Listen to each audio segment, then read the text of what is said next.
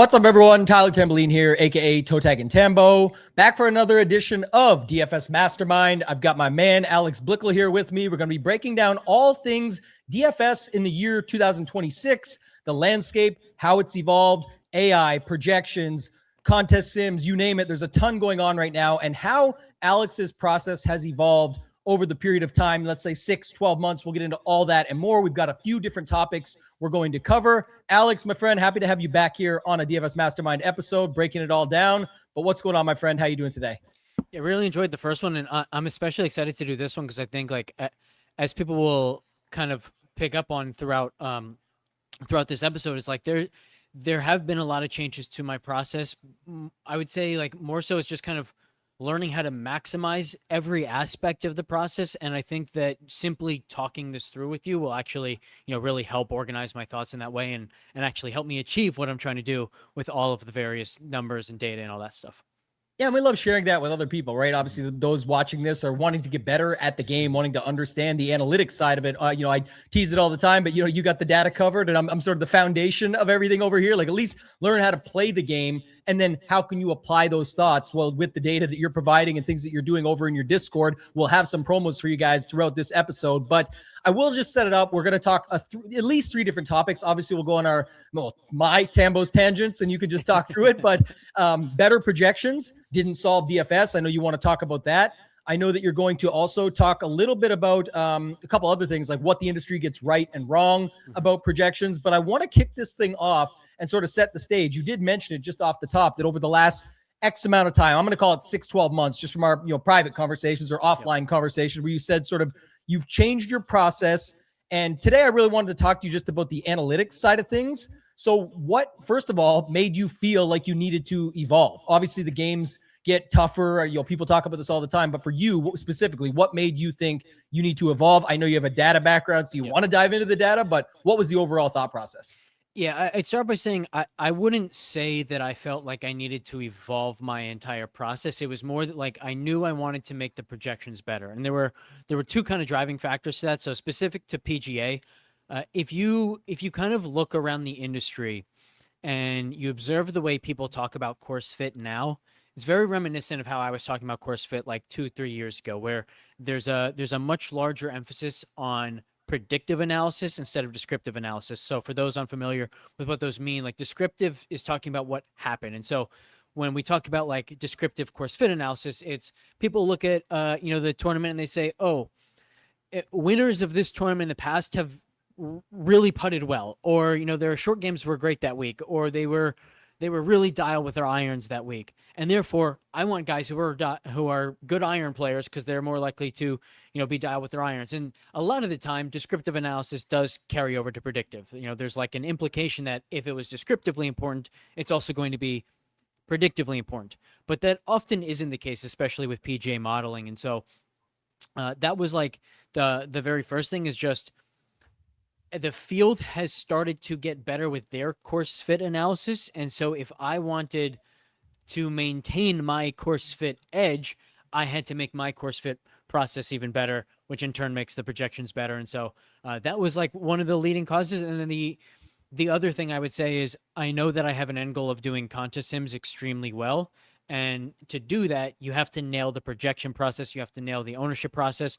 And when I talk about, like, nailing the projection process, I don't just mean I want to make sure that I'm getting the average outcome right. It's even more important to make sure that, like, the 95th percentile outcomes for players are correct. The 5th percentile outcomes for players are correct. If I can get all of that right, then the contest sims can be really powerful. Because the thing about contest sims that I don't think a ton of people realize is, like, from a theoretical standpoint, they are outstanding. They can be so incredibly helpful if done really well.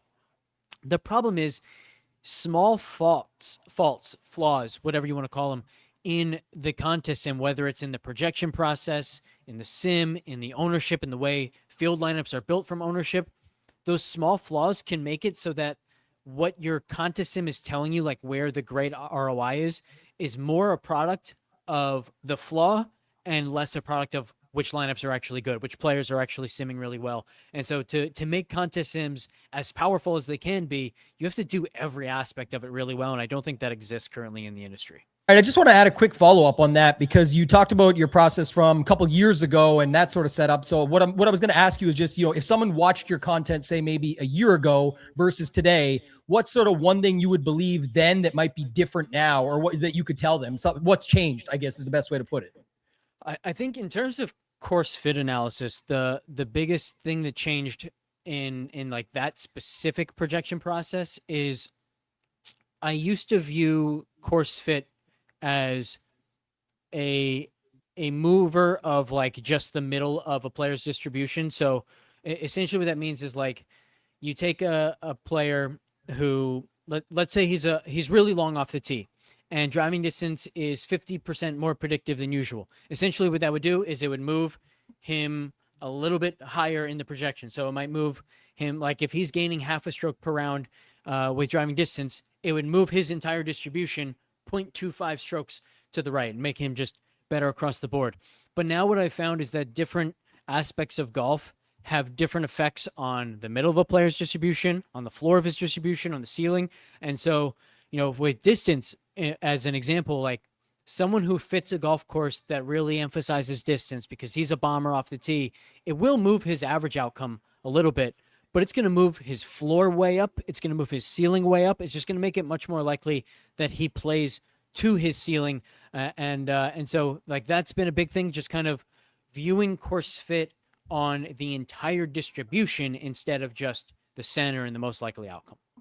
Yeah, and we're going to talk a little bit here in a second just about, we're going to talk a lot actually about projections, but I think that's another factor is that people don't consider. You talked with it about the contest sims. Now you talked about it with comparing to something like course fit, and we'll get into it, but I do think it's interesting because there's player point projections and then there's ownership projections, and some of them, some will argue that one's easier to get right than the other and how you work it all together, but we're going to talk about some of that. And that's probably the first transition. You and I talked about some of these topics offline to bring and what we thought people would want to know the most. And one of the main topics, the first topic that you brought up, was that kind of a setup around better projections didn't solve DFS. You spent months improving projections only to realize that those are still one part of winning tournaments and part of the puzzle. So talk to me about that a little bit beforehand.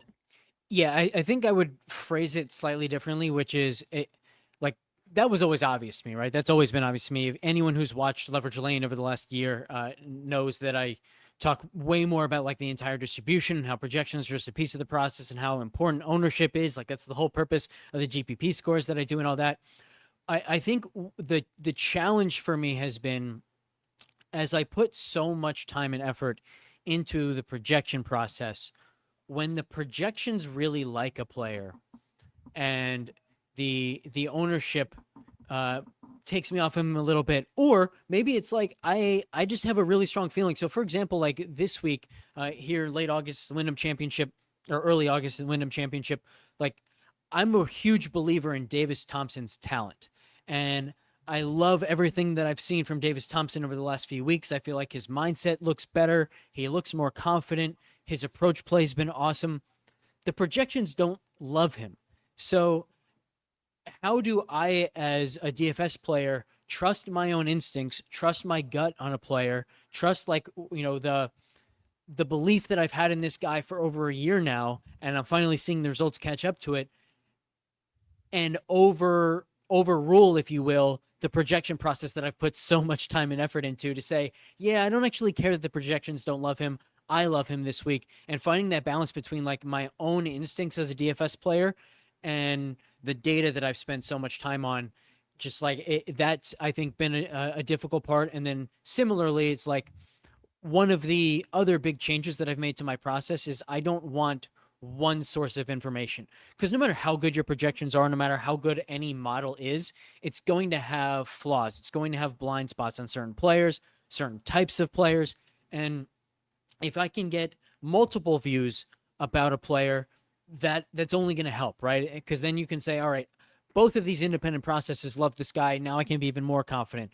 And that's another source, though, of sort of difficulty, because like, as you know, I've done a lot of work on splits recently. So looking at, like this week here at the Wyndham, performance on other Donald Ross courses, performance on accuracy dependent golf courses. And I actually think it's worth having a longer discussion on these splits, because it's kind of a cool thing there. And we can definitely talk about like, I know one of the follow-up questions will be like, okay, well, when you have this difficulty, how do you end up kind of choosing between these things? But point being, like, sometimes the data, the GPP scores, the expected strokes game projections are going to love a player, and then I go to the splits. It's like, oh, he doesn't do well in any of these splits. Which one is more important? How do I make that decision on a player? And all of that, it's just it's difficult, but it's difficult in a really cool way because I know that all this data is helping me, and I just have to find the way to maximize it. Yeah, I threw it up on the screen. Like I said, we're going to graze the surface on this because this topic number 2 gets into exactly what you just talked about, but you're doing a ton of cool stuff over at blickanalytics.com, and people can get in there. Like I said, we'll have some promos for you guys later throughout as a special sign-up bonus. But you've got, like this week, you had the accuracy, the comp courses, and the Donald Ross courses, just as an example. So I don't, like I said, I want to graze the surface there. I do want to ask though, you said, like, again, I guess you word it differently like you did, but you said like you kind of knew that all along about projections not being the be all end all, but it does sound like you sort of have a workflow for that. So without giving away the whole workflow, which I guess so some of it will be in topic 2, we'll kind of graze the surface on that today. But how did you start tackling that in the last 6 months as you got into more of the AI stuff, the analytics, building tools, putting things together, that you were like, okay, I'm going to move in this direction to see what that rabbit hole looks like and get to an even better place? How did you go about that? And is that something that somebody else could replicate if they wanted to? Yeah, I think the number one way that I've gotten better is I've made mistakes. And I think like the biggest mistake that I've made kind of consistently, and I think this is probably true of anybody who's ever worked on a project, and that is like, if let's say I built the splits for the first time the second week of July. That week, I probably cared too much about the splits, not enough about the regular projections. Let's say a different week, I updated the projection process in the course fit model. I probably cared a little bit too much about the course fit transformation that week, not enough about just my general feeling about that player or ownership, so on and so forth. And so I like maybe a recency bias in the thing that I've worked on the most recently. Like that's the thing that I overweighted that week. And so, yeah, like part of that is just recognizing, looking back, because it's like, obviously in that week, I didn't realize, oh, you know what?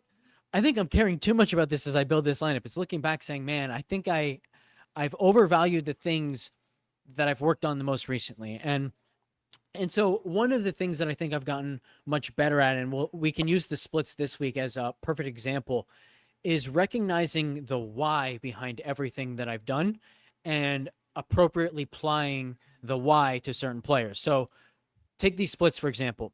The Donald Ross splits that I used this week and the accuracy dependent splits serve 2 different purposes. The purpose of the Donald Ross split is kind of like an additional course fit signal. Essentially what we're saying is the course fit model doesn't know everything.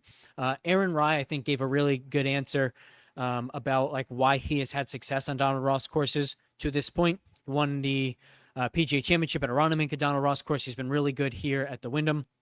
Had a bit of a rocky first round, so hopefully he picks it up the rest of the week. But essentially, like what he talked about was he's not a high spin player, and so he doesn't have the speed of a lot of the guys on tour. And so a lot of the time when he's hitting a long iron, as accurate as he is with his long irons, he has trouble controlling where it lands and where it rolls out to. So he has trouble holding greens or holding, that landing spot. It just makes everything about those long iron shots tougher. But one of the key characteristics of a Donald Ross course is that a lot of the greens tilt back to front, which help the ball stop when it lands. And similarly, because of that back to front tilt, one of the big challenges for a lot of the field is to control their spin when they have a wedge in their hand, right? Like they land the ball mid of the green, it rips back off the false front. Now they're chipping up. And Rye doesn't have to work as hard to control his spin because he's not as high of a spin player typically. So it's essentially like adding to the course fit model. There's extra course fit signal. And therefore, let's say I have a number of guys who really look great in the course fit model and their projections are good. Their GPP score is good, but their raw splits are bad. I'm going to treat all of them the same, where I'm going to say, if I play these guys, I want to play them together. If I don't play these guys, I want to fade them together, because I don't know how predictive that extra like Donald Ross specific signal is, but if it's more predictive than I think it might be, then it's going to help all of these, or it's going to hurt all of these guys. If it's less predictive, it'll help all of these guys. I might as well play them together. It's the same concept as wave stacking, right? It's like, Yep. I don't know which wave is going to be the better one, but if the early wave has an advantage, I may as well have 6 guys in that wave than 3 and 3 or 4 and 2, whatever. So there's that. And then there's the accuracy dependent split, which I think is serving a very different purpose, which is trying to measure how course fit sensitive certain players are. So Harman was like the big example this week, and hilariously, like he's actually playing poorly here on day 2 as well. It looks like he's going to miss the cut.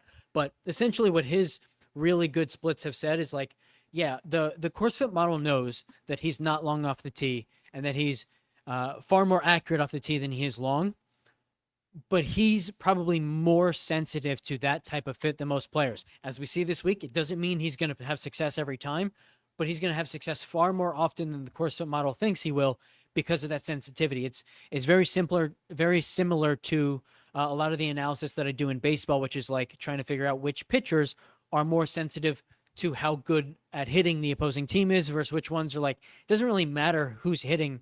It's whether or not he has his A game that day or not. Because there are some guys who, like, when they're on, no one's going to touch him. When they're off, everything's a meatball down the middle, or he's walking way too many guys, and it doesn't matter how bad the hitter is, he's going to be able to have success. And so knowing like what the split is for, knowing the why behind the split can then really help me, because if I have multiple guys who have different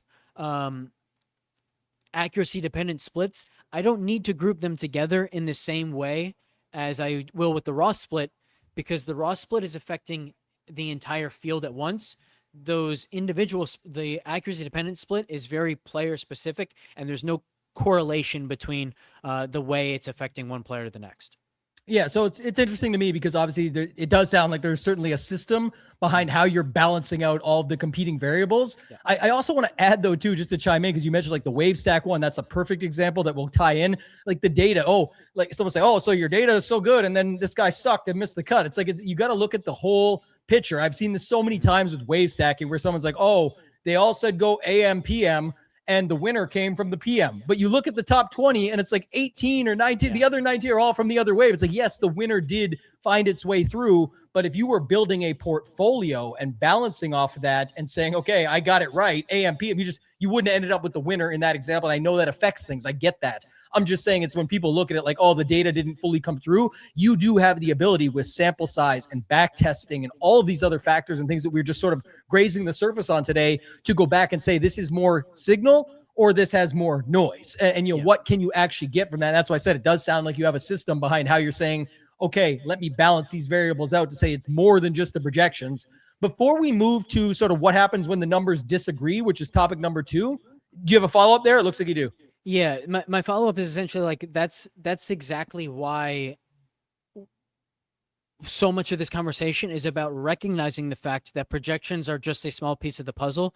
And personally, like for me, when I say projections, I'm not thinking about the projection that's on the site, like the expected strokes gain or the DraftKings point projection. When I think of projections, I am thinking of the entire distribution of outcomes, the entire range of possibilities for this player. And so like with Harman, for example, yeah, he has phenomenal accuracy dependent splits.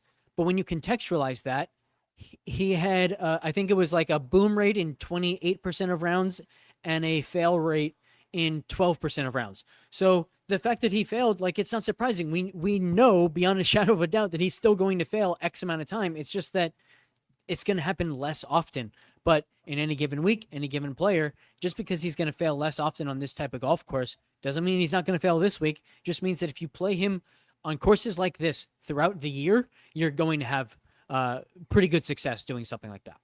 Yeah, the tournament's one tournament. We get the Wyndham Championship in early August this 1 week, and that's what this popped for. And it could work out, it might not, but if we played it X amount of times, that's what we're looking for, and that's what's going to put us in the position more often than not. For those that don't watch us full-time or all the time, obviously we do the Leverage Lane Show on the Ship It Nation YouTube station every week for golf and for PGA, and every week for NFL. So that's, week 1 through week 18, going through it all, and we're covering this stuff and not just the picks and the plays. It's like, why this, and if this than that? How can that be better for your overall process? I know you're doing a ton of cool stuff that we probably won't get to today in your Discord and on your site in regards to NFL roster construction data, which is upcoming. So that's going to be fun as well. The last thing I wanted to go to, and you kind of almost went there yourself, but I think this one comes up very much in a lot of Discords, very common question that comes up, just to finalize the projection piece up top.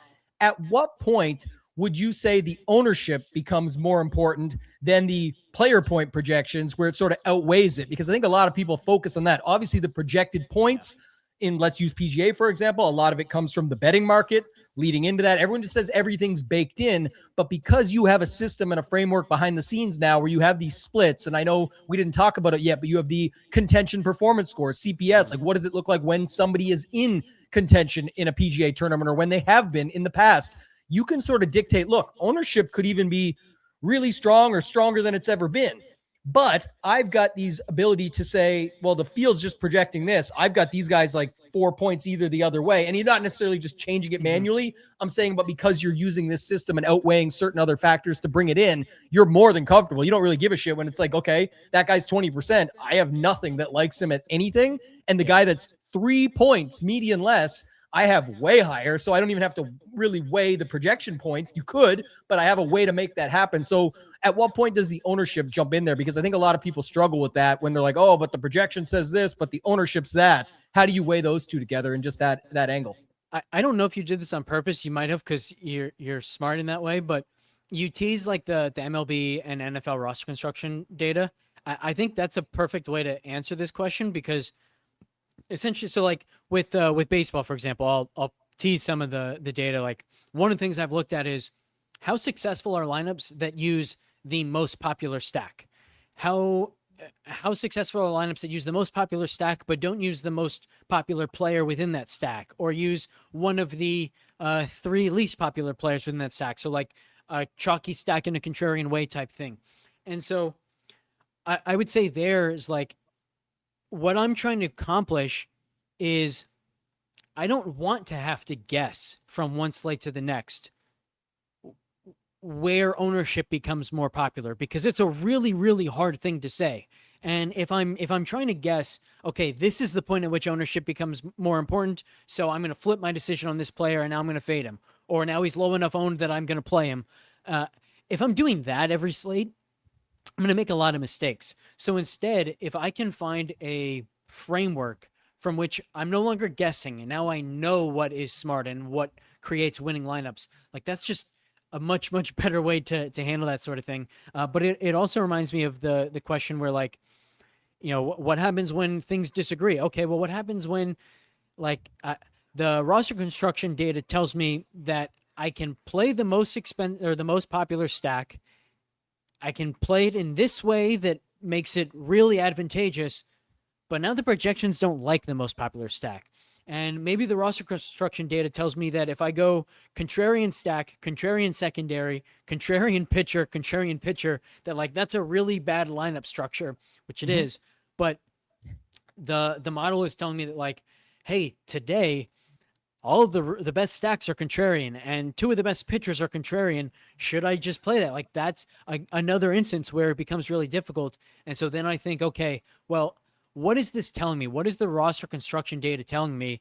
It's telling me that the field typically is pretty good at identifying the high probability stacks and the high probability pitchers. So if I'm going to totally disregard that and I'm going to play all contrarian guys today, I want to have a reason why the field is underrating these guys. And if I do, so like one example is one of my best MLB days this year came when I was playing Pittsburgh, a full Pittsburgh stack. And they were all like 2% owned. Why was I playing them? Because one of the super predictive inputs that I found for stacks going off is a variable called walk clustering from the opposing pitcher. So it's not like just his walk rate. It's how often does he walk a bunch in an inning or a bunch in a start. And that specific variable was like this. I can't remember which pitcher it was, but he was like an average walk guy and the very highest walk cluster guy in the entire database. And sure enough, in the first 2 innings, he walked 4. The Pirates had like 6 hits. 5 stolen bases or something like that, and they were just off to the races, and they got to the bullpen quickly. And it was like that walk clustering variable is the reason they were underrated. It's the reason why they ended up going off. And so there I could point to a reason why the field wasn't on them and they were contrarian, but they actually were higher probability. Whereas there was also a pitcher that was really low owned, but it was like there's nothing here that the field is missing. So I'm going to trust that a little bit less. And I ended up playing a chalky pitcher who the model didn't love as much as the other guy, but the model still thought he was a decent play. And it just fit the roster construction better. He ended up getting like only 17 DraftKings points, but the contrarian guy was at like 8. And that ended up being the difference between a takedown and like a 4th place finish. It's amazing. And I think a lot of people are done guessing. They want some of the information. I am going to hit, before we go into topic number 2, I'm going to hit the Mastermind Marketing Minute really fast. I told you guys off the top we would have some exclusive promos for you guys. So if you go to shipitnation.com/mastermind, you see it on the screen, or just dfsmastermind.com. If you want to start building the foundation on how to put this data to good use and put it in the way that you see fit and go through some of this stuff, 2 special promo codes for you guys from my man, Alex Blickle. If you want just the mind map modules, breaking down 7+ hours of all foundational pieces, you can go here. You will get it for $37 with promo code Blick, BLICK. Go to dfsmastermind.com, click join today, scroll down. That can get you started.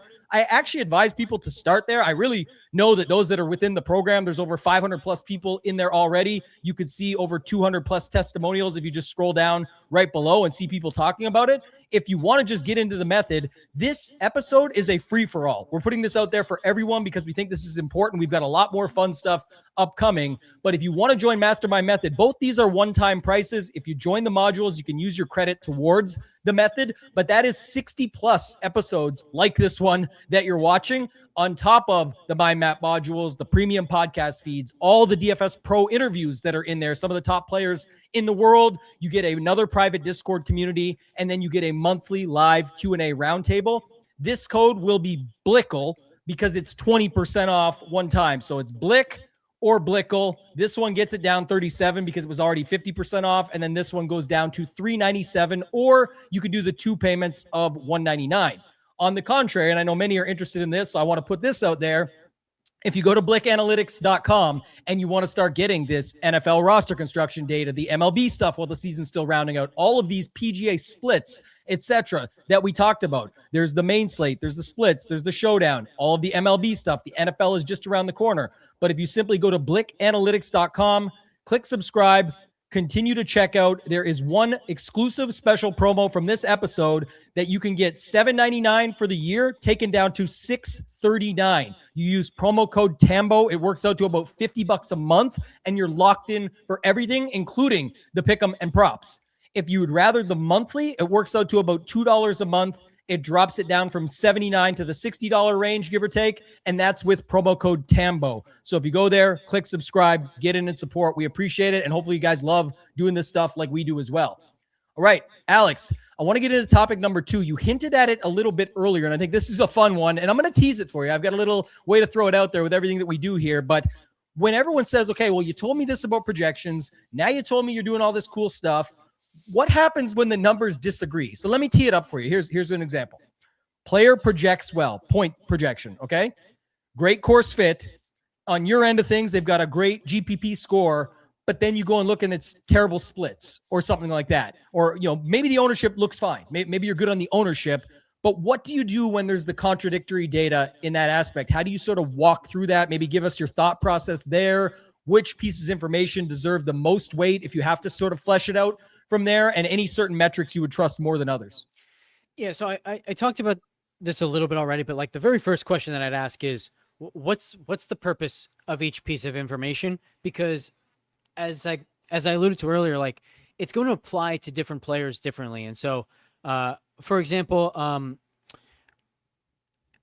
let's see, I think the best example I can give is from MLB, where one of the big additions that I did that I know no one else in the industry is doing is what I call a reference class analysis. And so essentially what this is saying is like, as I look at Drew Rasmussen for today's projections, he doesn't look great in the model. And then the reference class says, oh, but the model's underselling him. Here's why. This is what he has done in the past against similar opponents. And I use Rasmussen here because this is the variable, as I mentioned, that's trying to show you how matchup specific or matchup sensitive a player is. And in this case, like this matchup, he's facing a team that strikes out a lot. They don't walk a ton and they don't produce a high WOBA. So they're not a great hitting team and they strike out a lot. Like this is the ultimate type of matchup for a pitcher. So if Rasmussen is matchup sensitive, if he's more matchup sensitive than most, this is where the reference class is most powerful. It's the most important.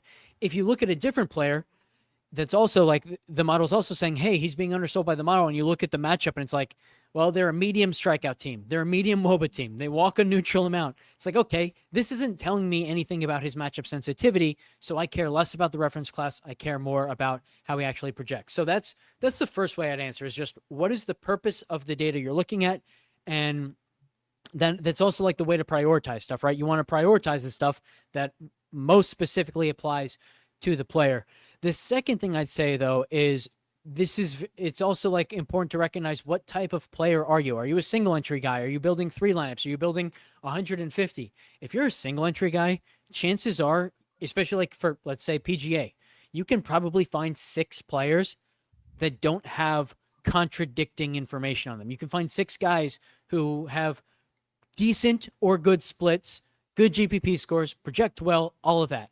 And then you just build a lineup that way, right? And so I think that's a big thing for me is like just find guys that check every box. Now, if you build multiple lineups, now you can do what we talked about earlier where like you're correlating. If they don't have a good raw split, then fade them together, play them together. If someone has a fantastic raw split, like jumping off the page, but they don't project that well, play them together, fade them together. So I think that's the second way. And then the last thing I'll say is I've mentioned this a bunch, but like also use stuff directionally. And so whenever I talk about splits, I talk about this, which is kind of just saying the rest of this answer in a different way, which is just I will always say like the full maximum predictive analysis is always going to be better as like the basis, and that's the full projection process and the GPP scores.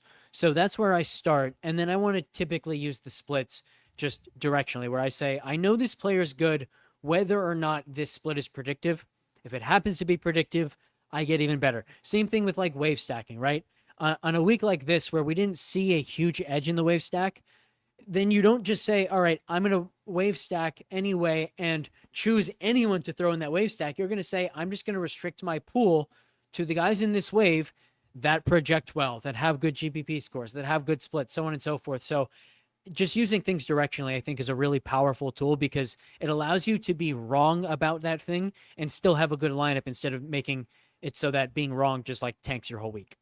Yeah, I'm interviewing today and love doing it. Obviously, this is why I created DFS Mastermind, to get into this type of stuff. And it really just excites me. I'm always trying to learn more, get better at the game, just like yourself, going down these rabbit holes, trying to figure it out. But you did hit on something that's near and dear to my heart in exactly how you said it and described it. But triple T, toe tag, and Tambo, I call this one the triple C, but it's if you can get contrarian correlated constructions. And what I mean by that, you and I did have a comment. It was actually this week, which is hilarious enough, so I'll rehash it. But we talked about composition versus construction. And I was saying, like, and you mentioned, some weeks you get these price ranges, and we'll use PGA because that's what we talked about this week, where it's like 10-4 down to the 6K range, pretty much the standard stuff. You're not able to get many different compositions versus, say, a major when it's like 14K Scotty Scheffler, 11K Rory, some guys in the 10s, 10 guys in the 9s. It's like, oh man, there's like a ton of different compositions you could do in the sense of 12 in all 7s, 12 with 6s, etc. Like there's just so many ways you can build. A lot of weeks aren't like that. And I've talked about this a ton, but like this past week, I think 5 of the top 6 owned were all in the AM PM wave. And there was no weather or wave to worry about, but I could play a contrarian correlated construction of PM AM where all of my 6 guys would be in the opposite wave. So to me, that's where I'm looking at it. Like I have a setup where I still have 6 guys that are being talked about. I'm not looking for some crazy off the board, like, oh, well, if this $6,200 guy that I heard mentioned at the Corn Ferry Tour, or this guy just comes through, I'd be in good shape. Well, maybe you would, but you probably pounded them in there with 4 of the top owned guys. So you always talk about this. I say it's not who you play, it's how you play them. That's the premise behind everything. DFS is how, not who. But you talk about it all the time. It's also not who you're playing, it's who you're not playing. Yep. And some of those setups, when I can get to that, it's like I get a really good lineup with where everyone's like, holy, he played all these good plays, quote unquote plays, but it's like played them in such a different way that nobody got to that. And the reason I bring that up is because my final question on the prioritization factor that you brought up was around contest selection. I think a lot of people would want to know this is, does the hierarchy or the way you're finding these things out and making these decisions, do you think contest selection matters as well when it comes to that? Or do you factor that in and say, okay, well, I'm only playing in a $70 queue. Yes, it's a winner take all, but it's also only 75 people or something. Yeah, I got to beat them, but it's a very small field. Do you think that matters? Is that factored in your system or your framework?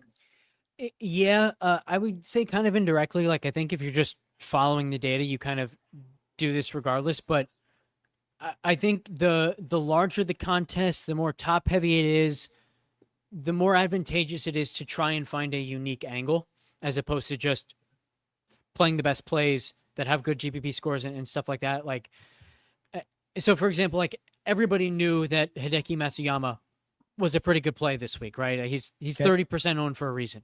Not everyone had the same sense about like putting Matsuyama with Harman, with Davis Thompson, because they all did really well on these accuracy dependent golf courses. Harman, by the way, is trying to put some life into stuff. He just birdied 3 in a row. He's back to 200. Needs one more birdie probably on the last hole to get it done. But that'd be Is cool. that through 17?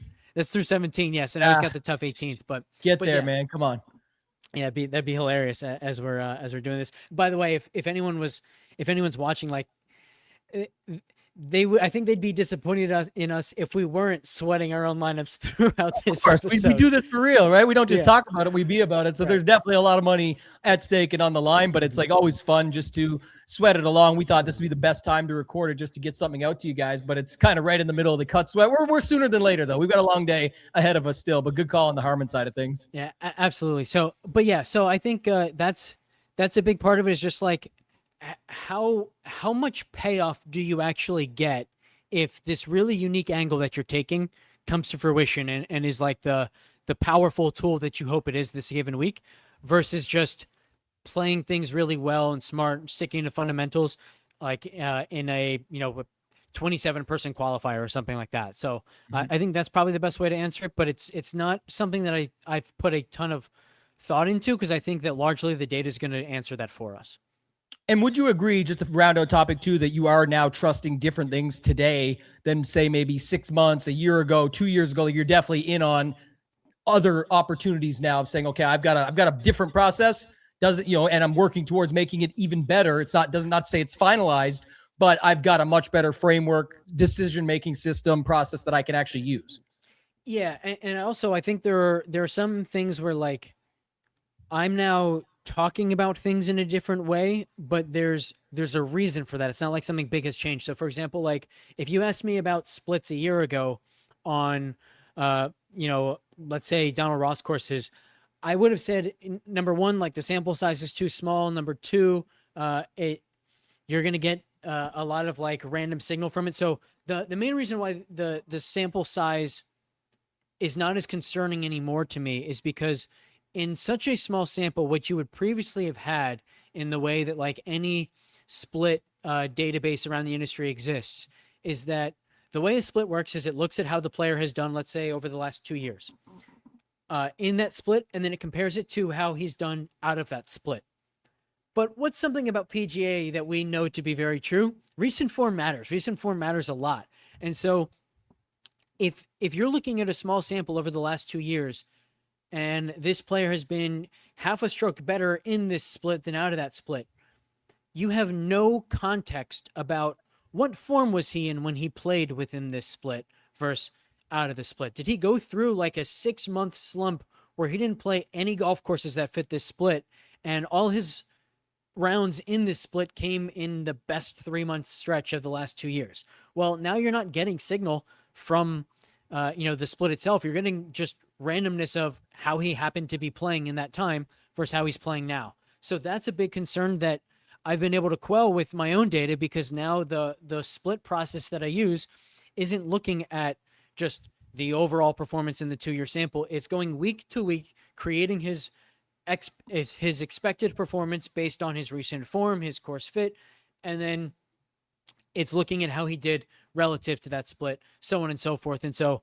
a lot of like the issues now, I just have the tools to be able to say, well, this was the flaw in that type of analysis, but now I can actually do it where I alleviate that flaw and just make it more predictive. All right, well, we'll get into topic number 3. I think the biggest thing here is, what the industry gets right and wrong about projections. We've talked about projections before. We talked about the differences between some of your frameworks, hierarchies, prioritizations, all of that stuff. But what's something you think the DFS industry as a whole does really well today, if we had to start there? Yeah, I mean, I think the thing about projections, especially like not before we talk about ownership, the thing about projections is that for 95% of players, you can get 95% of the way there to really good projections with just very basic information that's publicly available.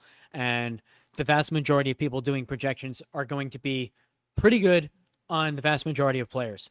So where the edge comes in is, do you have unique data that is not overriding the same data that everyone's using on the 95% of players who should project exactly as they do, but also meaningfully change the projections of those outliers in a meaningful way that is adding real signal. And I think like the way that I like to frame this is, I want my projections to be the most accurate when they are the most different from the rest of the market and the rest of the industry.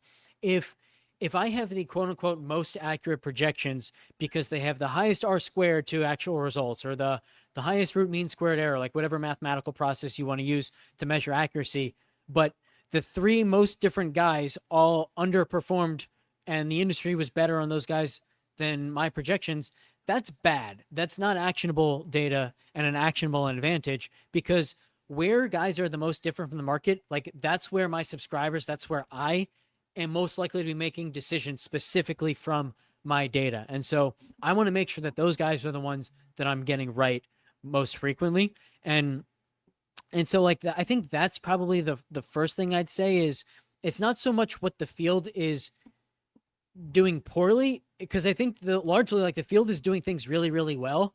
And the way to benefit is finding like the outliers where there's nothing wrong with everyone else's projections. It's just you can actually squeeze a little bit more signal out of those guys in a meaningful way, provided that in doing so, you don't like make 90% of the players now project worse than they otherwise would have. So it's a very hard thing to do. And it's why I've had to spend so much time and energy on the projection process as a whole.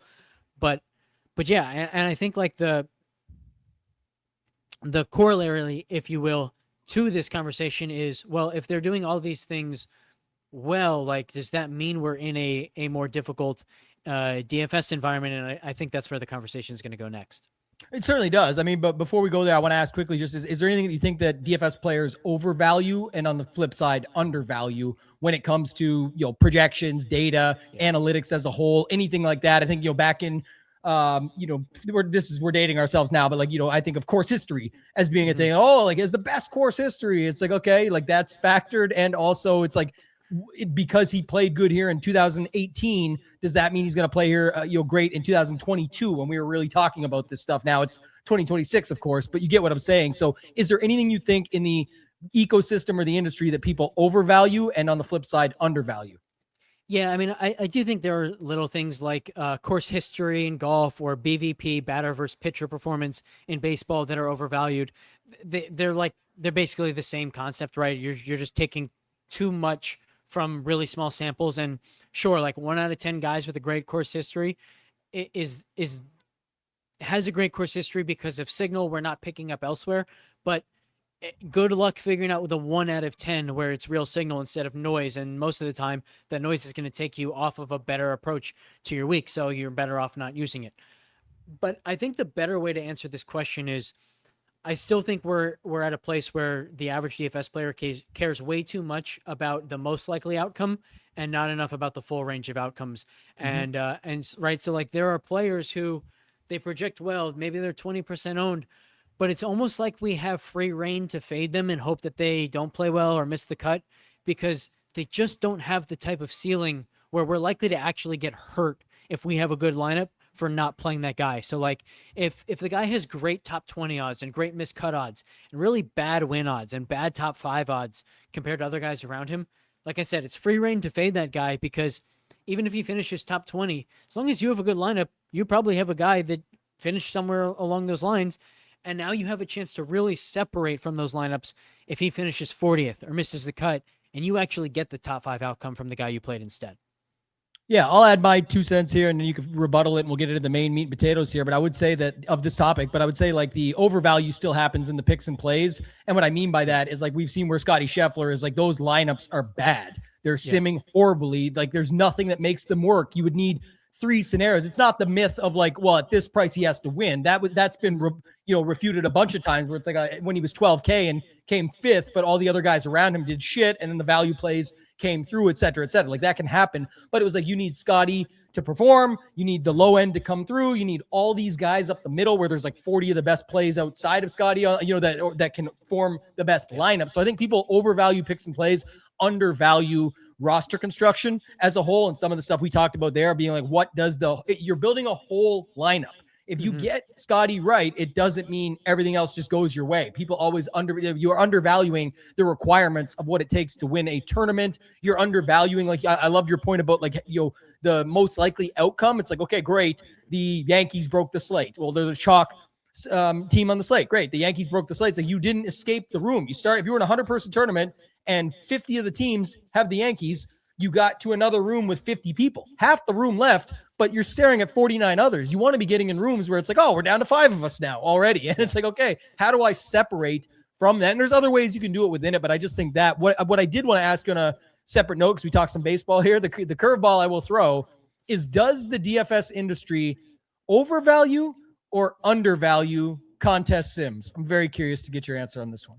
Oh, right now, way, way, way overvalued, because the contest sims aren't good enough to be valuable yet. And that's, I think it's 3 parts to it. The first is the simulations of the games aren't doing a good enough job of measuring like a player's actual range of outcomes. So like the 95th percentile outcome for a player in real life might be like 8 DraftKings points higher than the 95th percentile outcome in the sim that the site that you're using is using. That's for like football, for example. And if you're not doing that correctly, you're not getting enough value.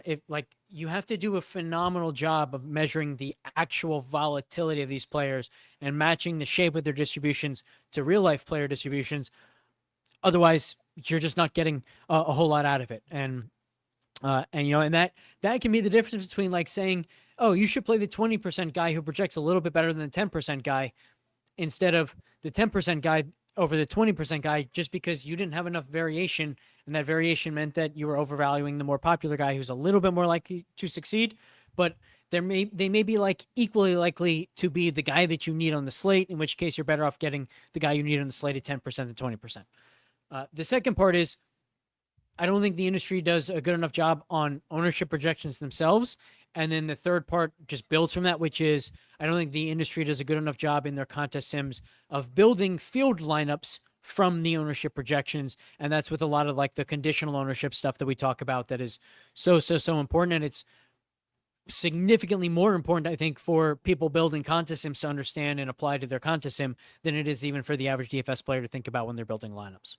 Yeah, the latter part of that conversation or piece you just put out there with number 2 and 3 specifically stand out to me as where I can see some sort of undervaluing happening. The first part I totally agree with, because I think a lot of people just see, hey, I see Sims this or Sims that at the top of the leaderboard. Let me go subscribe and click the easy button, and I should just win all the money. And to be honest, to be fair, for some of those casual players that are just out there, building random hand builds on the toilet, we call them the shitter builds or the shitter lineups, like those, they might be better off because they're probably getting at least somewhat more profitable lineups than what they would have, but it doesn't mean they're going to get good lineups or the best lineups or what they're expecting.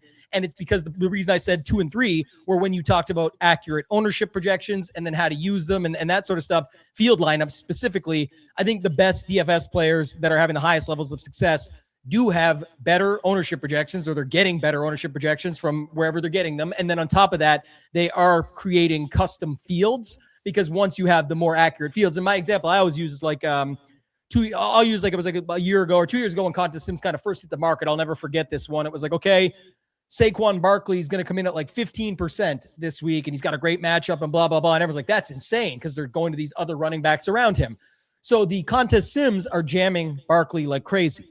But then what happens is all the content creators that people listen to and know and respect and go through, they start thinking like, I got the sharp play for you this week because picks and plays. Like, I got Saquon Barkley. You're going to get him at like 15% ownership, and he's going to go off, and you can have like 30% of him.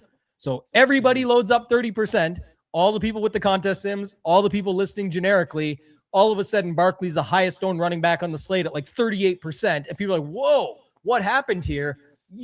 Everything's messed up now because you talk about all the time, like combinatorial. You talk about like if this, then that. If he goes up, what happens to these guys? And it ended up being, if someone who had accounted for that, which people are doing now, where I said you could sort of undervalue it a little bit if you knew what to do or had that sort of, you have it. I mean, you do it for a living with intuition and understanding the game. And it's not just move a number to move a number. It's if I do this number, it affects this number as well. I got to think about the grand scheme of things. Doesn't mean you'll get it all right, but if you have it a lot more accurate than the rest of the field, and then you're using it, and obviously that's sort of the mission and the path that you're on right now is getting these Contest Sims and game sims, things like that dialed in. That to me is like the most important way you can use it. So if you are doing this stuff, keep that stuff in mind. It is not an easy button. It doesn't just give you the best lineups right out of the gate. There is some finagling and the super users, if you will, that tend to see the best results. Right. And then this goes back to the very first question you asked me, which is like, what was the motivating factor behind really like revamping and improving my entire projection process? It's largely because I know that I'm already capable of doing what I think is probably the hardest part of Contest Sims really well, which is doing ownership well and converting that ownership into like accurate field lineups that are actually very well representing of the lineups that you're actually going to face in the contest that you play. The way that I can then take advantage of that by building Contest Sims my own is if I nail the projection process. So now I want to, I want to do the projections as a means to an end of a Contest Sim that really is as powerful as it theoretically can be. Yeah, we were going to talk. I mean, you hit on a lot of this already, so I don't want to double whammy it, but in case you want to discuss more on it, but one of the key topics we talked about pre-show and just running into this one, major factor we wanted to touch on was, are the projection systems becoming too similar? You said, obviously, like that's a good thing. Like that's kind of what you want for your end. Do you have anything else you want to elaborate on that we missed, or just want to make sure we get to cover that as much as you'd wanted to? Yeah, I mean, I think we can talk about this like both in terms of projections and ownership.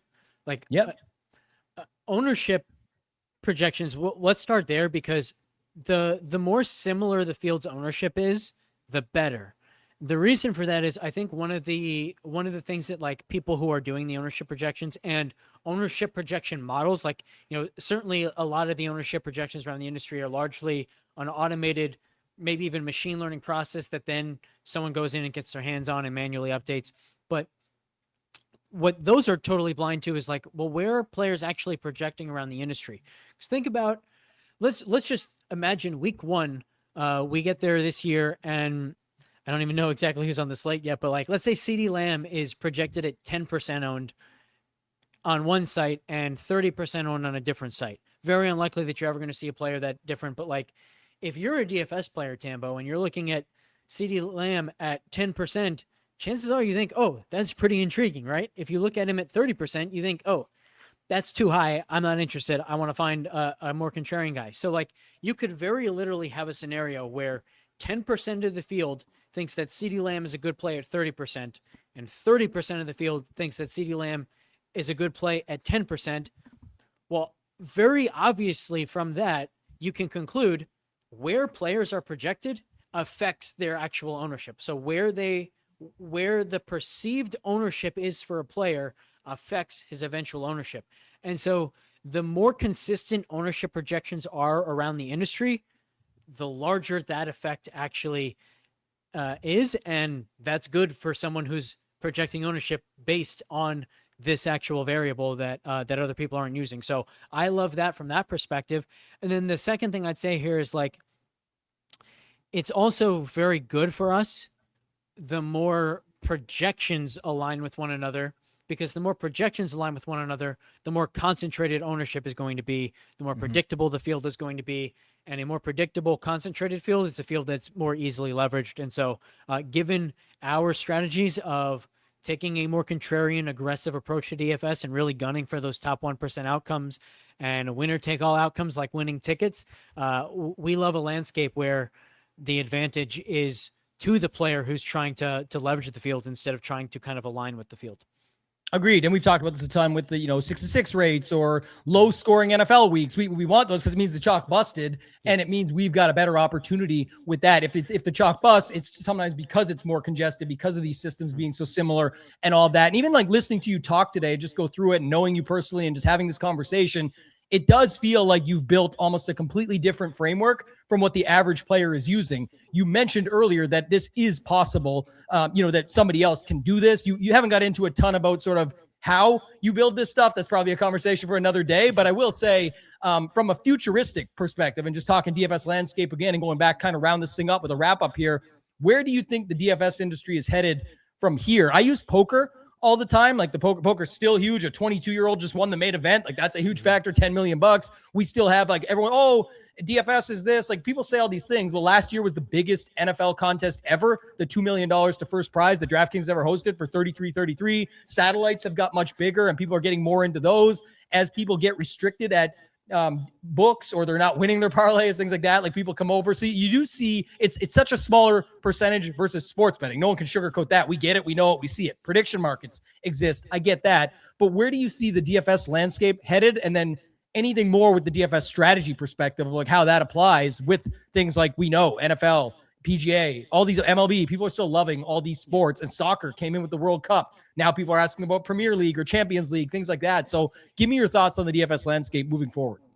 There are kind of competing factors. So I'll use PGA ownership as an example here, where like the field is getting smarter in the sense that more people are using game theory, more people are using sims. And so they're getting like this automatic feedback of, oh yeah, ownership does matter. And I should play contrarian guys and not just all the chalk. And so you have that aspect that makes it harder to predict ownership because the field is trying to be more unpredictable. But then you also have a field that is over time becoming more and more tied to data and what AI is telling them to do and what contest sims are telling them to do. And that makes them more predictable, right? Like if I can predict the fact that contest sims are going to tell people that Saquon Barkley is a great play this week because he's low owned and I know that he has a phenomenal ceiling, I can predict the fact that he's going to come in higher owned than what people expect.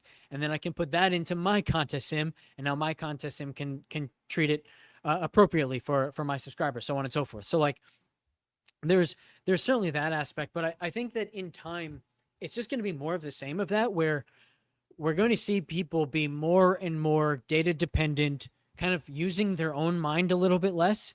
And so like that might be the most valuable part of this answer, which is over time, like trusting your gut, trusting your own instincts on a player, like the way I was talking about Davis Thompson earlier today.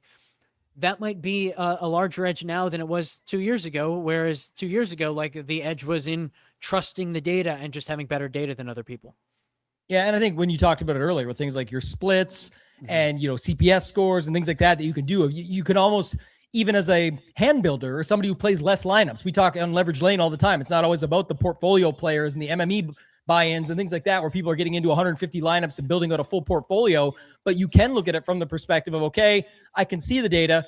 It says that this guy is quote unquote the better play based on point projection, but I've got data that says the guy below him is better. And I just happen to get 1/4 ownership on that guy. So to me, that's pretty sweet, even in my single entry, where I'm just going to make that move, trust it, and move on. And again, hopefully you're following suit on the rest of the stuff. If you're going with this split on one guy and then the totally opposite on the other guy, you're not really building accordingly. But if it's a tiebreaker, you want to look at something like that, I've never got a problem with it if you sort of break it down, more finite, if you will, to that aspect. Yeah, I think along that line, I thought of another like good way to answer your earlier question, which is when does ownership become really, really important? When does it become the more important variable? It's about the payoff.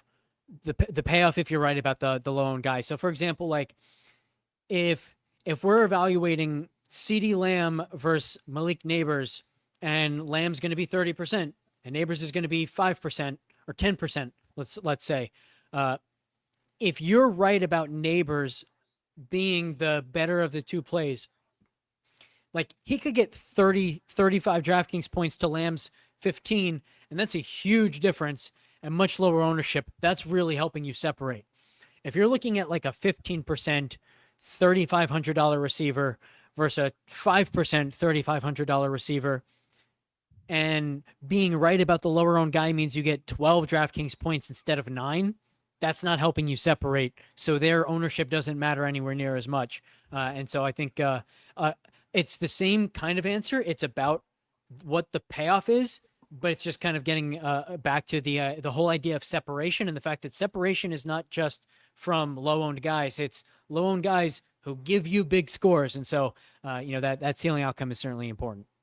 Yeah, I think we've talked about it a ton. Like one example I love that you gave, it was last season on some of the NFL stuff. I'm going to try and find just a quick, section of it here in a second. But just to note, like you talked a ton about like, okay, if everybody's on, let's use this NFL example, Dallas Goedert at the tight end position, and everyone's on, I don't know, Jonathan Taylor at the running back position, you were looking at it like I could go to, say, Barkley and Warren instead and be able to have that different factor, because it's going to make sense for me that someone's going to have to make up for that. And you could be like 1/5 or 1/6 of the ownerships on those guys by flipping it to that on your build. But it's like that if the game goes that way, if it's one running back and not the other. We had it another week with the defenses. I remember it was Breece Hall and the Jets were like 20% Breece Hall, 18% Jets D.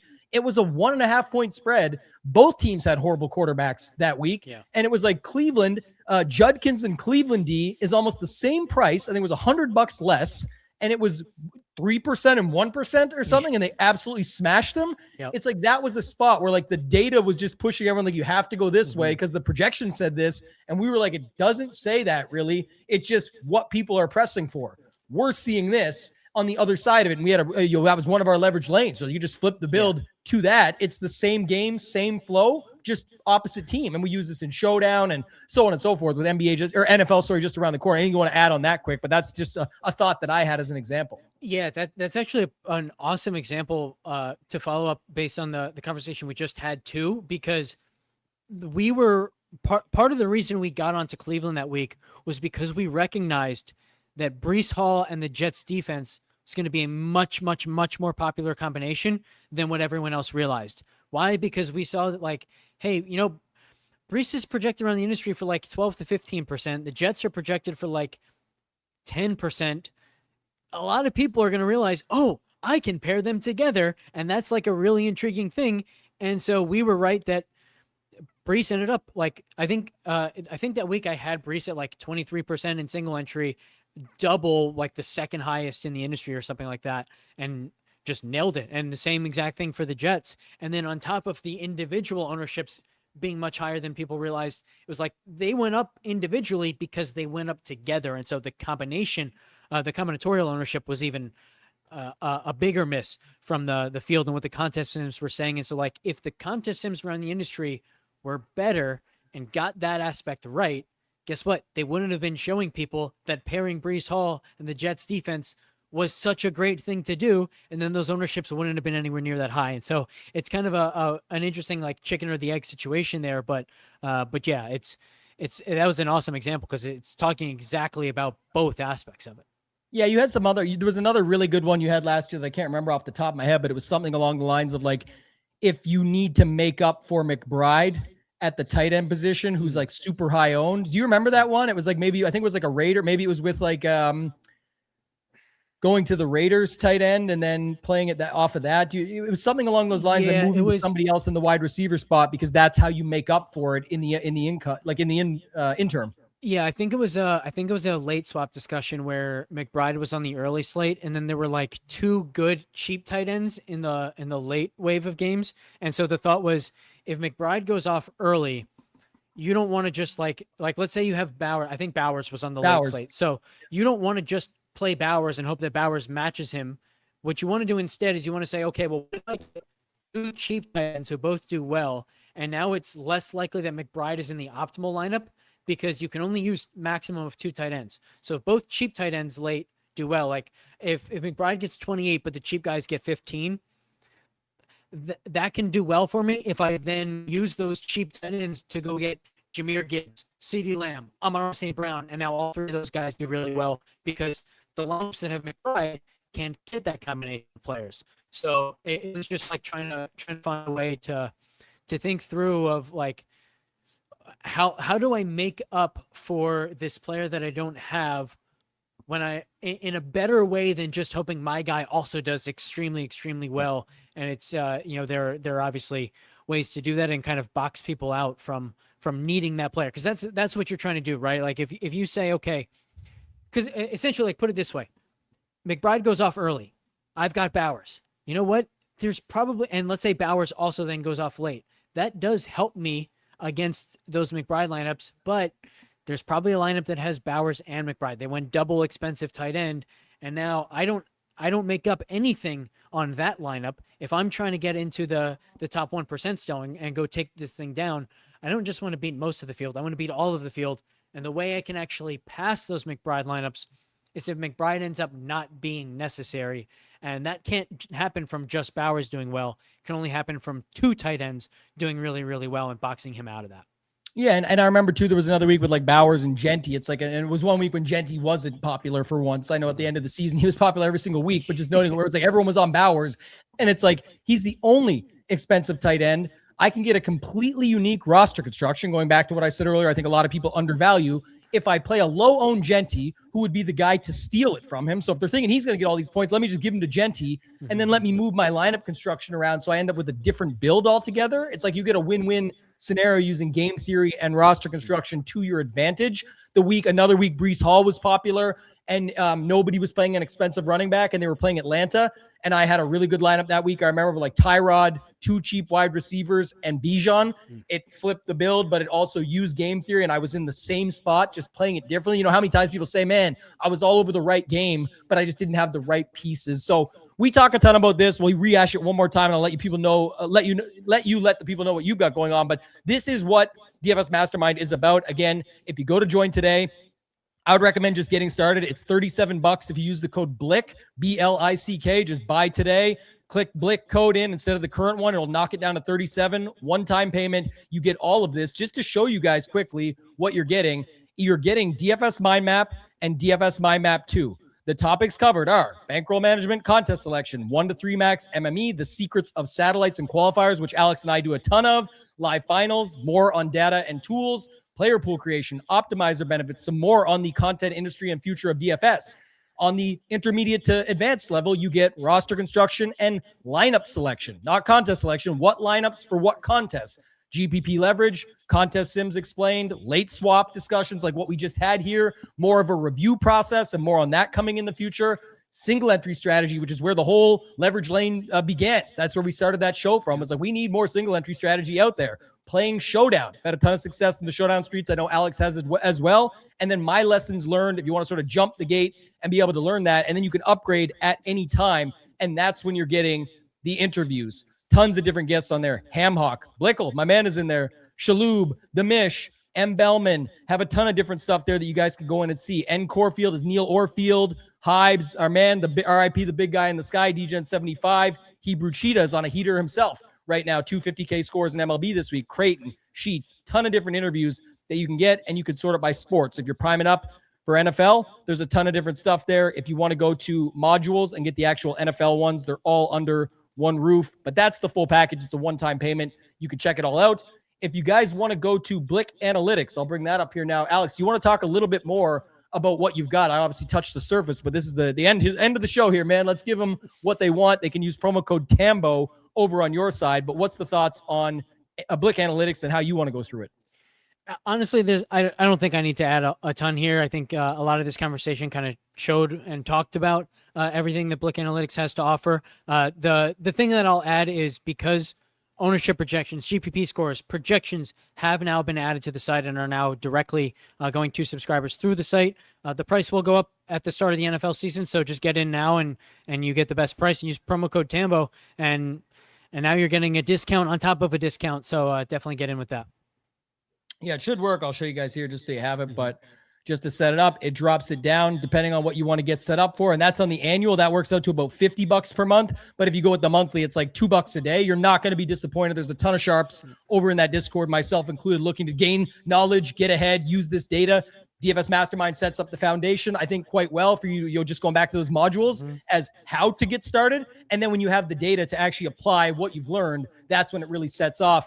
Alex, anything else you want to talk about before we get out of here, or let's finish with this. What's before your yeah. last question, I want to say what the point you just made. I had a subscriber like last week say that he had joined my Discord like last, I think he said like last June or something, and it was like over his head. So he like made a mental note. Okay, like this is really good stuff, but I don't understand it yet.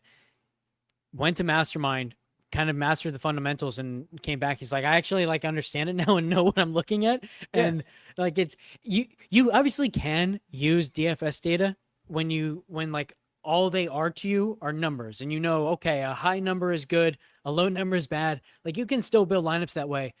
But understanding what the data is, what it's telling you, and particularly as it gets into range of outcome stuff, like obviously, like you're just going to be more comfortable building that way. And so, yeah, I couldn't recommend Mastermind enough for people. And like you said, use promo code Blick.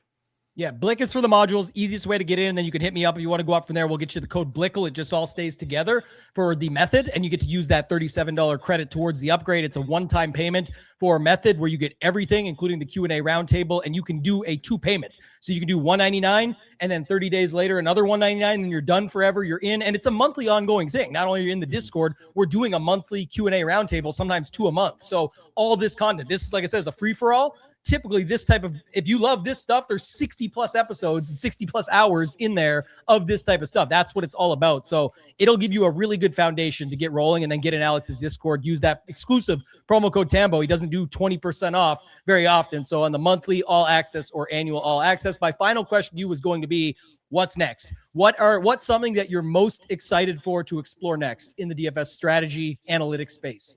Oh, it's all the NFL stuff. And like, I think, certainly a huge part of like this whole process for me has been just kind of learning how to get the most out of AI.